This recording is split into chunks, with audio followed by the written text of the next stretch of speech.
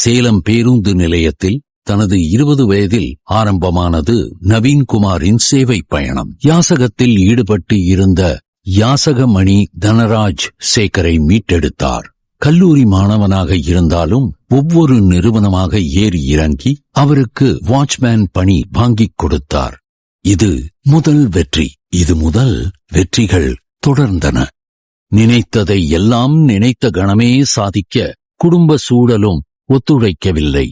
அப்பாவின் ஊன்றுகோலாகவே இருக்க வேண்டிய பொறுப்பு.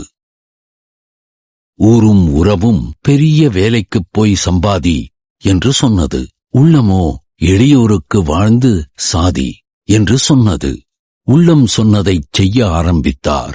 பல யாசகர்களுக்கு வேலை வாய்ப்பும் வாங்கிக் கொடுத்தார். பலர் முன்னேறினர். சிலர் இவருக்கு இடைஞ்சல் ஏற்படுத்திவிட்டு போயினர். இரண்டையும் ஏற்றுக்கொண்டு எப்போதும் போல் தொடர்ந்தார். இன்னைக்கு இந்த யாசகம் அப்படின்னு பாத்தீங்கன்னா எல்லாரும் நினைச்சிட்டு இருக்காங்க, இது வந்து ஒரு ரோட்டு பிரச்சனை அப்படின்னு எல்லாரும் சொல்றாங்க. இது ஒவ்வொருத்தரோட வீட்டு பிரச்சனைங்கிறது நம்ம எத்தனை பேருக்கு தெரியும். வயதான காலத்தில் இருக்கக்கூடிய முதியவர்கள் அவங்க படக்கூடிய வலிகள்லாம் ரொம்ப அதிகம்.